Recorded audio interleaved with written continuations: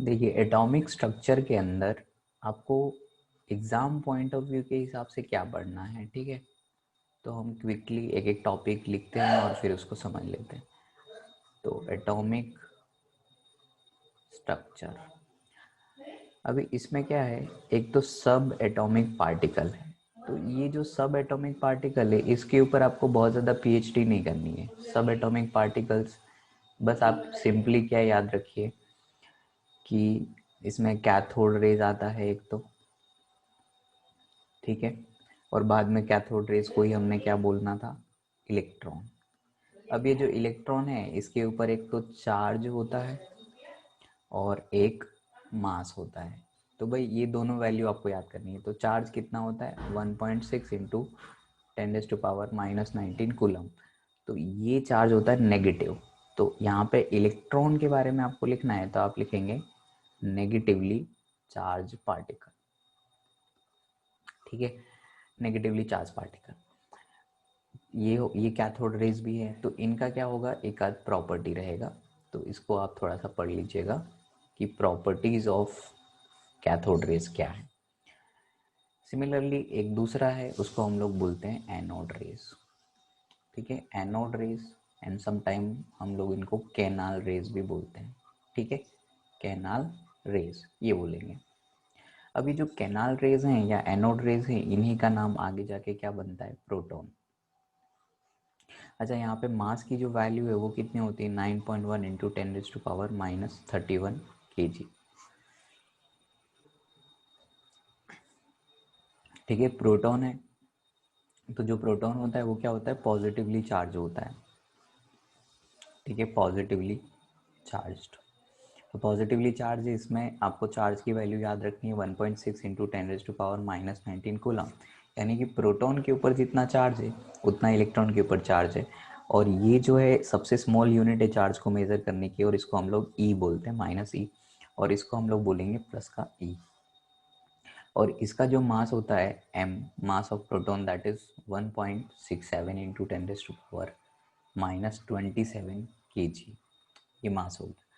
अभी इनकी भी कुछ प्रॉपर्टीज़ होंगी, वो आपको याद रखनी है। जैसे जो एनोड रेज होती है वो डिपेंड करती है एटम के ऊपर, है ना, टाइप ऑफ एटम के ऊपर डिपेंड करेगी, क्योंकि न्यूक्लियस के अंदर नंबर ऑफ प्रोटॉन प्रेजेंट होते हैं। तो जो एनोड रेज होंगी वो डिफरेंट होगी फॉर डिफरेंट एटम्स और एलिमेंट्स। बट जो इलेक्ट्रॉन है, जो कैथोड रेज होती है, वो इंडिपेंडेंट होती है एटम। आप कोई भी एटम रखिए एक्सपेरिमेंटल सेटअप के अंदर, आपको सिमिलर प्रॉपर्टीज़ मिलेगा, राइट। ये दो चीज़ हैं। और आप बीच में एक तीसरे बंदे को भी याद रख सकते हैं, और उनको हम लोग बोलते हैं सम न्यूट्रल रेज, जिसके ऊपर कोई चार्ज नहीं है, और इसको हमने क्या बोलना था, न्यूट्रॉन, ठीक है। तो ये क्विकली आप याद कर सकते हैं, ये न्यूट्रॉन है हमारे, न्यूट्रल रेज। और इसका जो मास होता है स्लाइटली हैवियर होते हैं ये प्रोटॉन से, लेकिन हम अप्रोक्सीमेटली कैलकुलेशन में सेम ही मास रखते हैं, 27 kg। ये ध्यान रखना है कि ये किलोग्राम में वेट लिखा हुआ है, कई बार ग्राम वगैरह में दिया हो तो आपको जो कन्वर्जन होता है वो कन्वर्जन करके ध्यान रखना है। तो ये बात हो गई अपनी सब एटॉमिक पार्टिकल। अब इसमें क्या, आपको बहुत ज़्यादा दिमाग नहीं लगाना है कि डिस्कवरी कैसे हुई, एक्सपेरिमेंटल सेटअप क्या है, ठीक है, इतना सब नहीं करना। अभी कैथोड रेज के बारे में किसने बोला था, तो आपको बोलना है कि ये थॉमसन थे जो इसके ऊपर रिसर्च कर रहे थे, ठीक है। प्रोटॉन के लिए किसने किया था, तो गोल्डस्टीन, ठीक है, गोल्डस्टीन।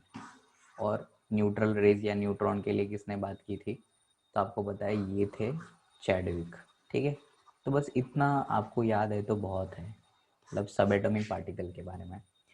अभी हम आगे बढ़ते हैं। तो कुछ एटॉमिक मॉडल आए थे, तो हम एटॉमिक मॉडल को एक क्विकली रिकॉल कर रहे हैं। तो जो एटॉमिक मॉडल है इसमें एक मॉडल है जिसको हम लोग बोलते हैं थॉमसन मॉडल, ठीक है, थॉमसन मॉडल। एक मॉडल है इसको हम लोग बोलेंगे रदरफोर्ड, और एक हमारे पास में है बोर, ठीक है, बोर मॉडल। अब सब में आपको बहुत ज़्यादा ऐसे नहीं कि भाई कुछ ज़्यादा ही आप पढ़ने लगे, मतलब बहुत ही ज़्यादा इसके ऊपर फोर्स किया, ऐसा नहीं है। क्योंकि क्वेश्चन पूछने के लिए दूसरे टॉपिक इसमें बहुत इंपॉर्टेंट होते हैं जो लेटर ऑन डिस्कस होंगे अपने पास। तो थॉमसन मॉडल में बस आप एक ही चीज़ याद रखिए कि एटम स्फेरिकल होता है, उसमें इलेक्ट्रॉन जो होते हैं वो पॉजिटिवली चार्ज स्फीयर के अंदर एम्बेडेड होते हैं, जैसे जो सीड्स होते हैं वाटरमेलन के वो एम्बेडेड होते हैं ऐसे।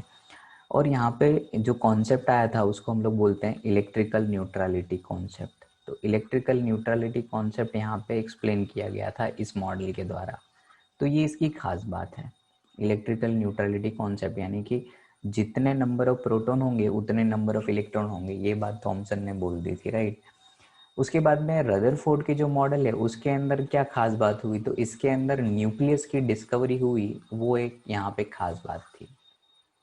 और इसमें ये कहा गया था फॉर द फर्स्ट टाइम कि इलेक्ट्रॉन्स न्यूक्लियस के चारों ओर रिवॉल्व करते हैं। So electrons are revolving around the nucleus in circular path. ध्यान देना, रदरफोर्ड ने बोला था कैसे पाथ होंगे, वो सर्कुलर पाथ होंगे, ठीक है।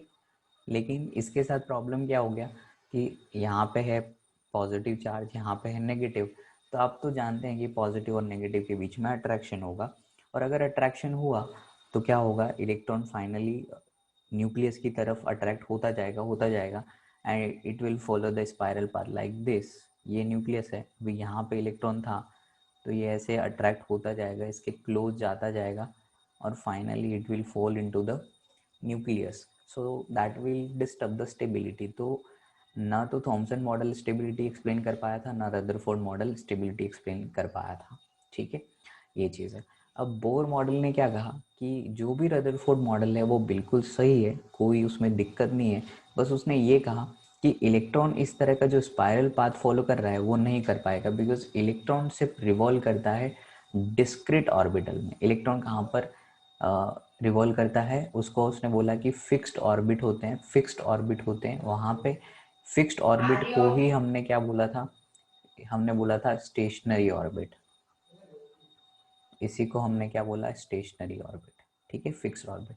अब ये जो स्टेशनरी ऑर्बिट है ये कैसे पता चलेंगे, तो उन्होंने बोला कि जो एंगुलर मोमेंटम है mvr, ये किसके बराबर होना चाहिए, h/2 के बराबर, ठीक है। इंटीग्रल मल्टीपल, यहाँ पे n क्या है, इंटीजर, तो n का वैल्यू होगा 1 2 3 4 एंड इन्फिनिटी तक। तो बोर का जो मॉडल है वो बेहतरीन मॉडल था, ठीक है, काफ़ी हद तक इसने हाइड्रोजन के एटम को तो बिल्कुल अच्छे से एक्सप्लेन कर दिया था, लेकिन जब मल्टी इलेक्ट्रॉन सिस्टम आता है उस टाइम पे बोर का मॉडल फेल हो जाता है, ठीक है। और बोर के मॉडल ने हाइड्रोजन के स्पेक्ट्रम को भी एक्सप्लेन किया, यानी कि जितने भी स्पेक्ट्रम आते हैं, जो सीरीज आती हैं, वो भी यहाँ पे एक्सप्लेन की जाती है इसी मॉडल के द्वारा, ठीक है। तो ये बोर का मॉडल है, थॉमसन मॉडल है और रदरफोर्ड मॉडल है। तो यहाँ पे जो की है वो यही है, mvr is equal to nh/2 अब आप सोचेंगे कि ये वाली चीज़ कहाँ से आई होगी, ठीक है। तो ये वाली चीज़ mvr is equal to nh/2, ये चीज़ अपने आप नहीं आई थी। इसके लिए हमने क्या करना था, हमने एक तो प्लांक की जो थियरी है उसको भी इस्तेमाल किया जाएगा। प्लांक की थियरी जो वेव के बारे में थियरी आई है, वेव के बारे में उन्होंने बोला कि जो एनर्जी है वेव की वो hc/λ है, या फिर हम इसको h न्यू बोल सकते हैं एनर्जी को, ठीक है। और हमारे पास में जो इलेक्ट्रोमैग्नेटिक वेव्स हैं उनके लिए उन्होंने क्या कहा कि अगर जो वेव हैं वो इलेक्ट्रोमैग्नेटिक वेव हैं, इलेक्ट्रोमैग्नेटिक वेव हैं, तो इसके लिए क्या हो जाता है, जो c होता है स्पीड ऑफ लाइट, मतलब वेलोसिटी होती है that is equal to speed of light, तो दैट इज 3 × 10⁸ मीटर पर सेकेंड। तो ये स्पीड यहाँ पे फिक्स हो जाती है। तो जो स्पीड का वैल्यू होता है उसको हम लिख देते हैं फ्रीक्वेंसी इनटू लैम्बडा, ठीक है। तो ये एक रिलेशन है जो आपको याद रखना है, एक रिलेशन ये है, एक रिलेशन ये है। यानी कि आप क्या करोगे, एनर्जी निकालने के लिए आप प्लांक कांस्टेंट को किससे मल्टीप्लाई कर दो, फ्रीक्वेंसी के साथ। यहाँ पे ये वेलोसिटी नहीं है, ये फ्रीक्वेंसी है, और यहाँ पे hc/λ, इस तरीके से आप प्लांक की थियरी को यूज़ करेंगे। उसके बाद में एक नई थियरी आई, उसको हम लोग बोलते हैं dual nature of matter. So dual nature of matter, ये जो ड्यूअल नेचर ऑफ मैटर है इसके अंदर क्या होता है कि हमें क्या होता है कि जो भी पार्टिकल है, जो भी मैटर है, वो दो तरह का बिहेवियर दिखाता है, वेव नेचर और पार्टिकल नेचर। तो अभी इसको कैसे सॉल्व किया गया, तो एक होता है mc², ये होता है एनर्जी, ये मास एनर्जी कन्वर्जन को दिखा रहा है। यानी कि ध्यान देना, ये मास कांस्टेंट वाला रिलेशन नहीं है, मास को एनर्जी कन्वर्जन करवाता है, ये आइंस्टीन का इक्वेशन है। और एक दूसरा इक्वेशन अपने पास बन रहा है एनर्जी का ही, hc/λ। तो आप इन दोनों इक्वेशन को इक्वेट कर सकते हैं, तो आपको यहाँ पे मिलेगा mc is equal to h/λ, और यहाँ से आप लैम्बडा निकाल सकते हैं h/mc, और m और c क्या है, वेलोसिटी और मास का प्रोडक्ट है, इसलिए हम इसको लिखते हैं p। तो इस तरीके से हमने यहाँ पे एक रिलेशन निकाल लिया। ये एक वेव प्रॉपर्टी को दिखा रहा है और ये पार्टिकल नेचर को दिखा रहा है, ठीक है। तो इस तरीके से ड्यूअल नेचर ऑफ मैटर आता है, और ये यहाँ पे आपको इस तरह से मिला है, ठीक है। अब हम वापस जाते हैं और उसको एनालिसिस करते हैं कि हमको ये mvr is equal to NH/2 pi, ये वाला सीन कैसे मिला होगा। तो सिंपली आप देख सकते हैं, ये 2 पाई r को आप इधर लेके आइए, 2 पाई, और फिर ये जो r है इसको एक साथ रख दिया, और मैंने यहाँ पे n लिखा और यहाँ पे h/mv को मैंने यहाँ पे लिख दिया। तो अभी आपको दिख रहा होगा कि ये n है, और h/mv को हम लिख सकते हैं h/p, और आप जानते हैं कि lambda is equal to h/p होता है, ठीक है। तो मैं इस वाले इक्वेशन को लिख सकता हूँ n लैम्बडा, और ये वैल्यू हो गई आपकी 2 पाई r के बराबर। तो कई बार न्यूमेरिकल में ये वाला एक्सप्रेशन यूज होता है, और ये बोर मॉडल का ही एक्सप्रेशन है, यानी कि जो भी बोर मॉडल बना है वो किसकी हेल्प से बना है, तो ड्यूअल नेचर ऑफ मैटर और प्लांक थ्योरी से दोनों को मर्ज करके बनाया गया है, ठीक है। तो 2 pi r is equal to n lambda, ठीक है। तो यहाँ पे क्या होगा, अगर मान लो कि हम n की वैल्यू 1 रखेंगे, तो हम बोलेंगे कि यहाँ पे जो रेडियस है वो फर्स्ट ऑर्बिट की रेडियस है, ठीक है। मतलब n की 1 है तो रेडियस का जो वैल्यू होगा वो r1 होगा। अगर n का वैल्यू 2 है तो रेडियस विल बी r2, ठीक है। अब r1, r2 और r3 इन सब के जो फॉर्मूले हैं, मतलब बोर मॉडल को यूज़ करके रेडियस का फॉर्मूला निकाला गया था, वो फॉर्मूला मतलब आपको याद ही रखना है, उसमें आपको डेरिवेशन करने की ज़रूरत नहीं पड़ेगी, because most of the numerical जो आपके होते हैं वो न्यूमेरिकल बिना डेरिवेशन के सॉल्व हो जाते हैं। तो अभी रेडियस का फॉर्मूला क्या है, तो रेडियस का फॉर्मूला है सिंपल 0.529, ठीक है, n²/z/a0, ठीक है। अब हम यहाँ से रिलेशन लिख सकते हैं कि रेडियस प्रोपोर्शनल किसके है, n²/z के, और यहाँ से हम ऐसे लिख सकते हैं इसको r1 z1 और n1 को नीचे लाएंगे तो ये वैल्यू हो जाएगी r2 z2 अपॉन n2 का स्क्वायर। तो ये जो रिलेशन है वो आपको हेल्प करेगा रेडियस कैलकुलेट करने में, ठीक है। ये रिलेशन, एक रिलेशन ये हो गया। दूसरा वेलोसिटी, तो वेलोसिटी का जो फॉर्मूला होता है वो क्या होता है, वेलोसिटी का 2.18 इंटू 10⁻⁶, ठीक है। उसके बाद में आपको यहाँ पे मिलेगा z/n, ठीक है, और ये वैल्यू आती है मीटर पर सेकेंड। अभी यहाँ से आप इसको ऐसे लिख सकते हो कि वेलोसिटी डायरेक्टली प्रोपोर्शनल हो गया z/n के। यहाँ से आप ऐसे लिख सकते हो कि v1 n1, ठीक है, अपॉन z1, ये वैल्यू किसके बराबर आ जाएगी, v2 n2 अपॉन z2। तो यहाँ से आप वेलोसिटी निकाल सकते हो अगर आपको कुछ डेटा नॉन हो तो, ठीक है। इस तरीके से आपको वेलोसिटी और रेडियस ये दोनों रिलेशन मिल गए, ठीक है। और अगला जो रिलेशन है वो है एनर्जी का। अभी एनर्जी में क्या होता है, 2-3 तरह की एनर्जी होती है। एक होती है काइनेटिक एनर्जी, एक होती है पोटेंशियल एनर्जी, और एक होती है टोटल एनर्जी। इस तरीके से टोटल एनर्जी, और इसी को हम लोग बोलते हैं एनर्जी, ठीक है, एनर्जी। तो अभी ये जो एनर्जी होती है इसकी जो वैल्यू होती है वो -13.6 z²/n² ये होती है, लेकिन ये इलेक्ट्रॉन वोल्ट में होती है। और इसी एनर्जी को हम लिख सकते हैं -2.18 इंटू 10⁻⁻18 z²/n², लेकिन इस बार ये वैल्यू आएगी जूल में, ठीक है। इस तरीके से आप वैल्यू को इंटरचेंज कर सकते हैं, और यहाँ से आप लिख सकते हैं कि जो एनर्जी का वैल्यू है वो z² के तो प्रोपोर्शनल है, लेकिन इनवर्सली प्रोपोर्शनल है n² के। तो इस रिलेशन को आप देखेंगे तो आपको ऐसा मिलेगा कि E1 और N1 का स्क्वायर, और नीचे अगर मैं Z1 ले आता हूँ तो ये किसी कांस्टेंट के बराबर है। इसका मतलब यहाँ पे E2 लिखो और यहाँ पे N2 लिखो और यहाँ पे Z2 लिखो, तो ये मेरा एक रिलेशन बन जाएगा। तो ये हो गया टोटल एनर्जी के बारे में। अब जो पोटेंशियल एनर्जी होता है और काइनेटिक एनर्जी होता है, इनकी वैल्यू क्या है, तो यहाँ पे जो पोटेंशियल एनर्जी है वो टोटल एनर्जी के जैसा ही है, लेकिन जो पोटेंशियल एनर्जी है वो नेगेटिव में है, और ये 13.6 है वो डबल हो जाएगा, है ना, 2 टाइम्स होता है। तो 13.6 का डबल आप करेंगे तो कितना होगा, ये 2 हो जाएगा, ठीक है, 26, और ये 27.2 हो गया ना, तो ये 27.2 हो जाएगा, और बाकी आपको z²/n² ही लिखना है। क्लियर है बात? तो आप क्या करेंगे, मतलब यहाँ पे मैं ऐसा कर देता हूँ कि जो पोटेंशियल एनर्जी है वो होती है 2 टाइम्स ऑफ एनर्जी, ठीक है। पोटेंशियल एनर्जी क्या होती है, 2 टाइम्स ऑफ एनर्जी। और जो काइनेटिक एनर्जी होती है, अभी इसमें एक और फॉर्मूला आपको याद रखना है पोटेंशियल एनर्जी, वो होता है k/Q1/Q2, k/Q1/Q2/R।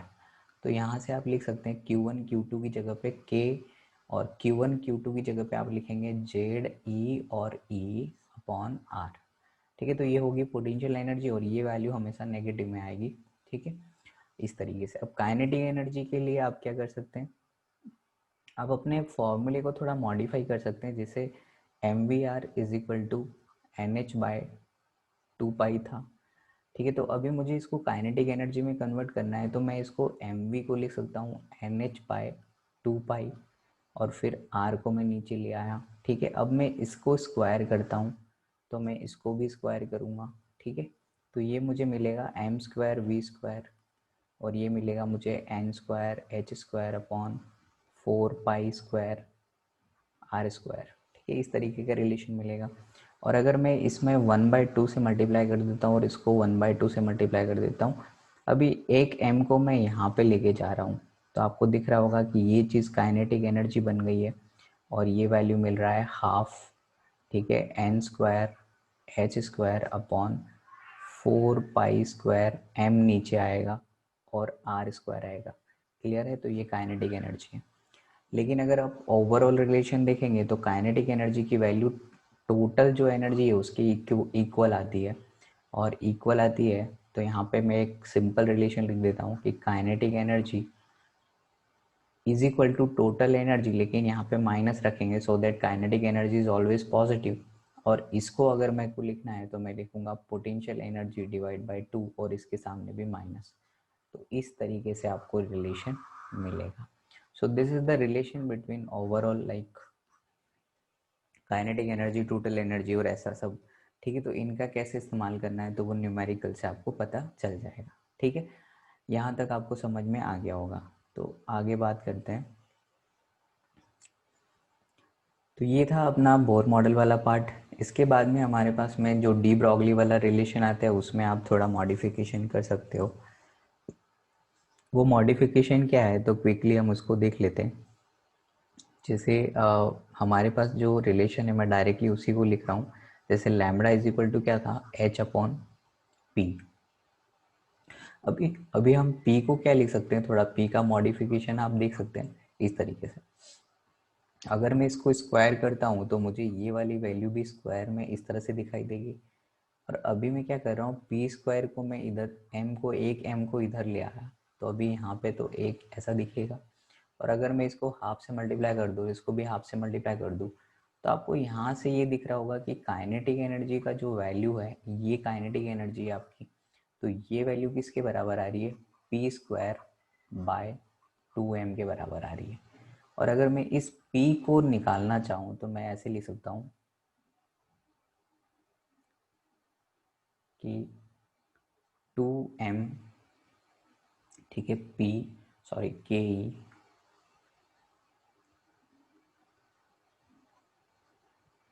2m kinetic energy का अंडर रूट, इस तरीके से लिख सकता हूँ। तो आपका एक फार्मूला तो ये हो गया। दूसरा फार्मूला ये हो गया कि h/, आप लिख सकते हैं 2m काइनेटिक एनर्जी का अंडर रूट, ठीक है। तो ये आपका दूसरा फार्मूला हो गया। अभी आप इसी तरीके से इसको फोर्थ फार्मूले में भी कन्वर्ट कर सकते हो, ठीक है, तीसरे फार्मूले में, sorry.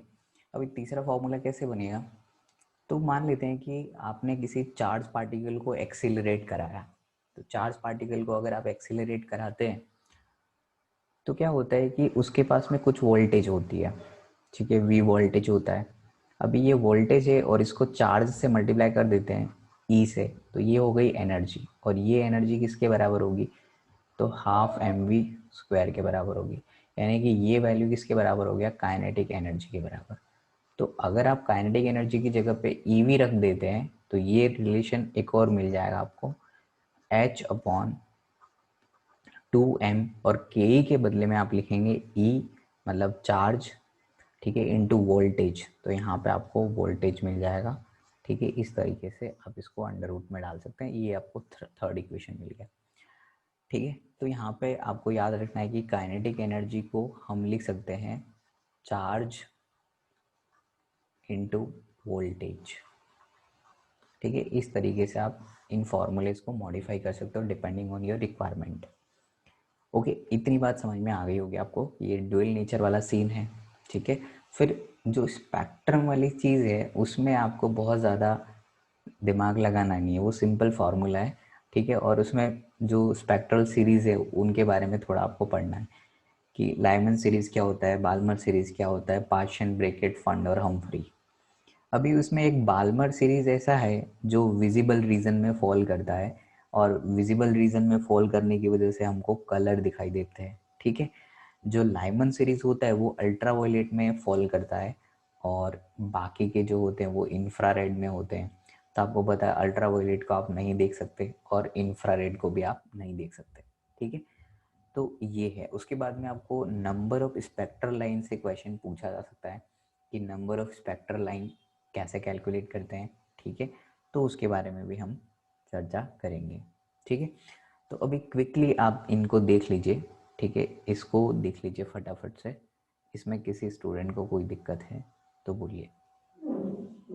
First part, subatomic particle. No sir. So are you comfortable in this subatomic particle? कोई इशू होना नहीं चाहिए इसके अंदर, हाँ सर। ठीक है। हाँ सर। बहुत ही बेसिक है ये। इसके बाद में हमारे पास अगला जो चीज़ है इसमें मॉडल है, ठीक है।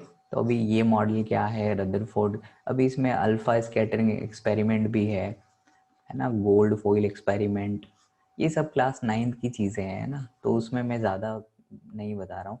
और इसके अंदर आपको पता है वो जो आइसो बार होते हैं, आइसोटॉप्स होते हैं, इस तरह की भी एनसीईआरटी के अंदर लैंग्वेज है। तो आइसोटॉप क्या होते हैं, आइसोबार क्या होते हैं, वो सबको मालूम होता है, इसमें कोई बड़ी बात है नहीं ना। बोर्स मॉडल क्या है, तो बोर मॉडल के अंदर रदरफोर्ड की सारी बातें बोर मॉडल में अप्लाई होती है। सिर्फ और सिर्फ एक बात उन्होंने यूनिक कही है, और वो है कि इलेक्ट्रॉन उन ऑर्बिट में घूमेंगे जिनका एंगुलर मोमेंटम h/2 का इंटीग्रल मल्टीपल होगा, ठीक है।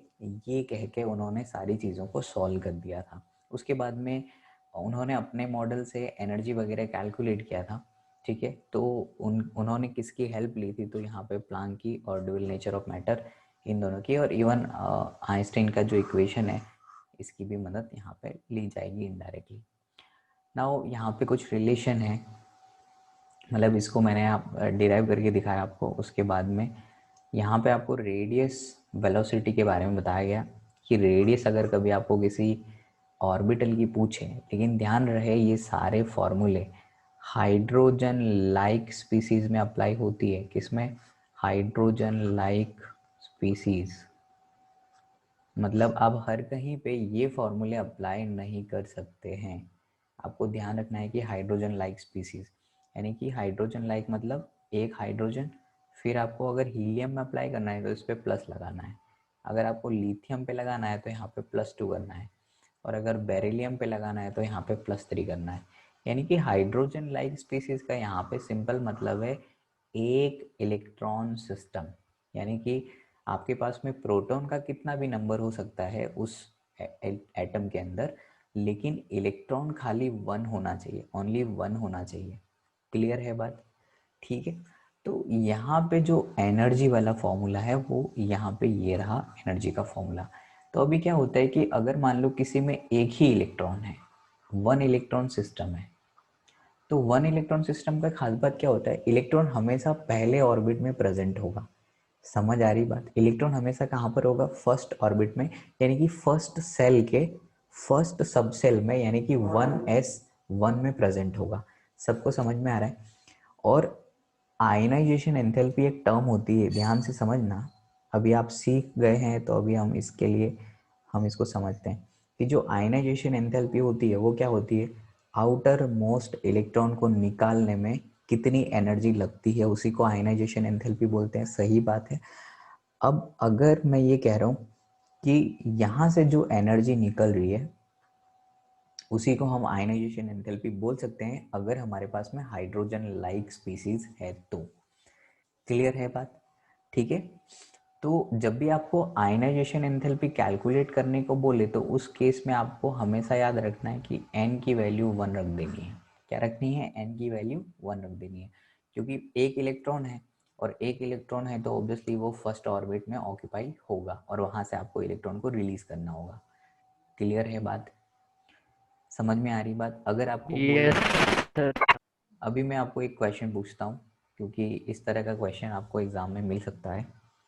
जैसे आपको पूछा गया कि इफ द एनर्जी, आप क्वेश्चन नोट करते चलेंगे, energy of third Bohr orbit is 400 unit, then calculate ionisation energy of hydrogen. ये क्वेश्चन पूछा। तो अभी आपको यहाँ पे इस क्वेश्चन को देख के ऐसा लग रहा है कि आयनाइजेशन एनर्जी आपको निकालना है। अब आयनाइजेशन एनर्जी क्या होता है, पीरियोडिक टेबल में आप पढ़ चुके हैं।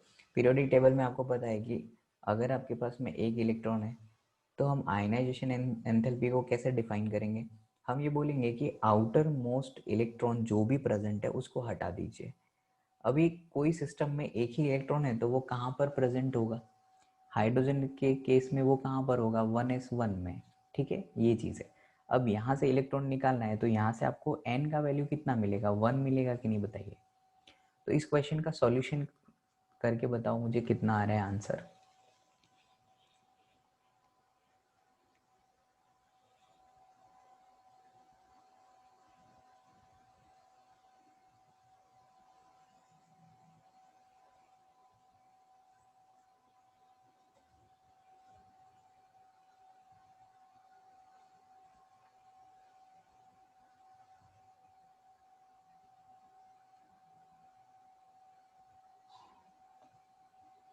क्या करोगे, थर्ड बोर ऑर्बिट का एनर्जी दिया हुआ है तो आप क्या करेंगे, एनर्जी डायरेक्टली प्रोपोर्शनल किसके होता है, Z square upon N square के।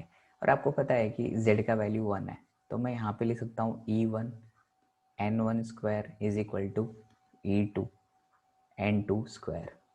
अब E1 की वैल्यू कितनी है, 400, और यहाँ पे N कितना है, 3 का स्क्वायर है।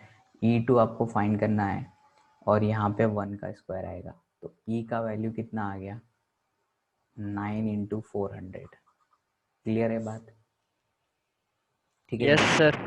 This is your answer, 9 into 400. So that is your ionization enthalpy. So this type of question might be there, इसलिए आप इसको थोड़ा सा ठीक से प्रिपेयर करें। ओके, तो अभी आपको ये रिवीजन वाला पार्ट समझ में आया कि किस तरह से आपको क्विकली रिवाइज करना होता है चीज़ों को। तो इस तरीके से आपको रिवीजन करना है कि ये वैल्यू भी काइनेटिक एनर्जी के बराबर होती है। तो देख लो भाई, ये एक्सप्रेशन